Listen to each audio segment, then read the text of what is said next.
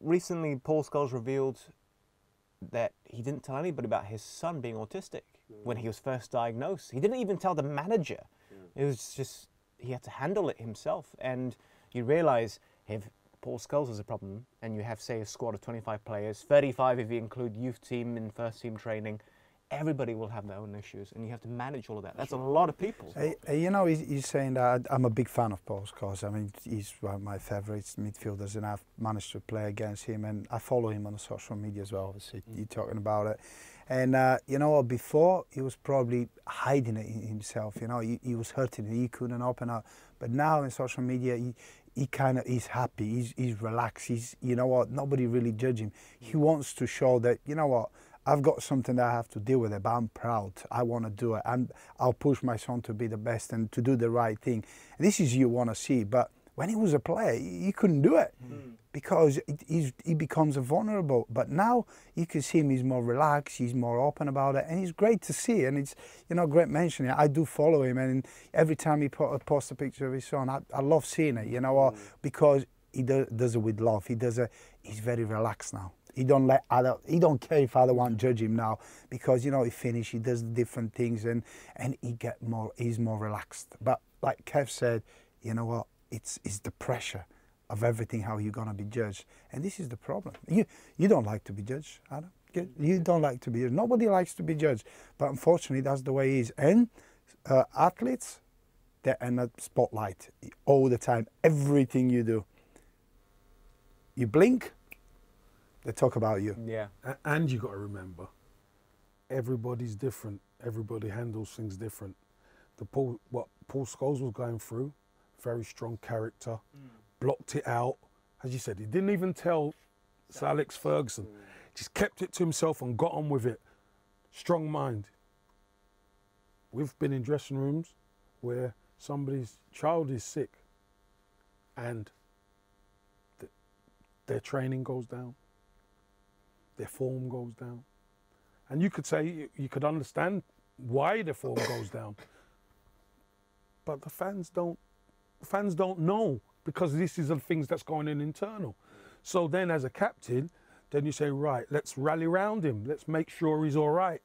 Let's take him out. Let's do something to try and lift him up, because we're all going through something. You know, we are all going through something. But some characters, not that they're weaker, just deal with things differently.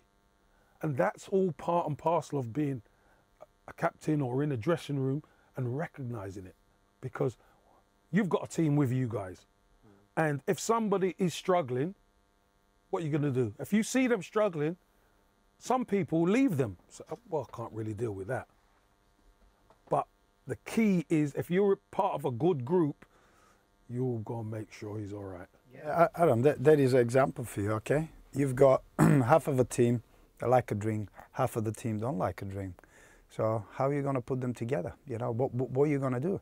So do you want half of that to be happy and the other half to be happy? But you have to find a solution. What you do?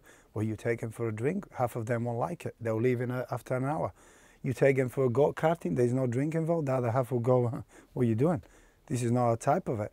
So finding a balance, understanding what they need, finding what to do, how to do it, satisfying everything, because at the end it's about when they go back to that training ground, when they go on the pitch. I trust, Kev is my teammate, I have to trust him, I need to know about him. You know what, as a captains we spend more time about understanding about the person rather than the player. You know, playing in the Premier League, he's there because he deserves to be there. He's talented enough to be there, yes. I don't have to talk about him, you know, pass it that way or pass it this way or shoot that way. No, he's there for a reason. But what you have to, that mental health. You either have a mentally strong characters, and we suffer in silence. Nobody wants to show. And this is where you have to dig in really deep to understand what exactly happened in his head.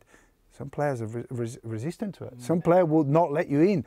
You have to be patient, you have to dig in, you have to push in the right direction to manage to get something that you can change so you can help him. I sometimes wonder how fans would feel about criticising a player when the truth comes out down the line. The best example for me, current example, would be Paul Pogba.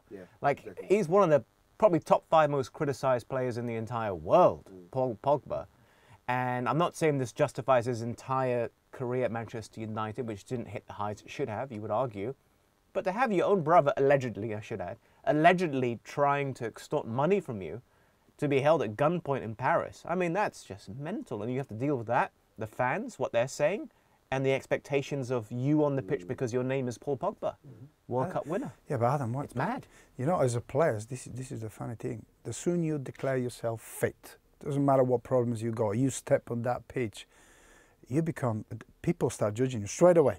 What you do, how you play, you know what, your team lose, it's gonna be you because you're the biggest Sam. And this is go back to the point, everything is related. It's about big brands for the players that cannot do it. So he will go, I'd rather stay on the headlines, you know, I'd rather be up there, I don't want to do, not many can do it. I'll tell you my own experience. When I went to Aston Villa, first couple of months, I was shocking. Sorry. You can use what you can say in language, whatever. I can say it, but I was really poor because of transition of the new players coming in, other players coming in, unhappiness, you know, happy players coming, unhappy leaving. And you know what? I remember we played Fulham and we were losing 2-1. And I walk into the tunnel is like closed and you can hear people, it's like, Petrov, Petrov, go back to Scotland. And when you have this in your mind, you know, you're walking in, you know that you're not playing well. You know that your teammates are looking you bad because you not perform at the level you can perform. You've got the fans on your back. And because I've been through it, this is why you build up leaders, you know, through these kind of moments. For me, it was like a motivation. But I've seen players crumble. You know, you've seen players, you know, they hear and you say, don't pay attention. You go back on Monday, he's struggling. You can see he don't talk to anyone. He don't want to be in training. He don't try. He don't run. What you do? By the way, he told you you're told me a Now rather than me concentrate on myself, I have to concentrate on you as well. And another 10 players because we were all But this is the thing that you have to really consider when you're a captain, when you're a leader. And sometimes you have natural captain. They don't wear the armband. And then you look for their help. You ask, and Kev talks about the bubbly, the one that does, you use them, you make sure that they do the right thing, you steer them in the right direction. If you know your teams, if you know the personalities, you can use them because you can't do it on your own. If anybody thinks that you can do it on your own, you're in the wrong. And one, sorry, Kish, and one act from the Joker in the dressing room can break the ice for everybody, you know. And it's funny, this is where Gaza was fantastic. I remember one time at Everton where we were going through a tough time. I said to Gaza, who are you going to play a practical joke on? He said, is it the right time? I said, who are you going to play a practical joke on today? So we said, Abel Xavier, you know, Abel had the blonde hair and stuff. So he said he's going to play a practical joke on him. So I said, make sure it's when we finish training and, you know, shower and we're getting dressed. So he said, okay, no problem. So Gaza goes in quickly, comes back out smiling, you know. So we train, we finish, we stretch, we do all the bits and pieces, shower. So everybody's in the dressing room and Abel's there, he takes his time, you know, and he's starting to put his trousers on and stuff. Next minute, one of the trouser leg falls off. Oh. Now you can imagine what the dressing room does, right? The dressing room, everybody just falls about laughing. And he looked straight at Gaza. He said, I know it's you, Gascoigne. I know it's you. But that broke the ice for all the pressure that was on the team. That broke the ice. Had a laugh, and we could get on with it.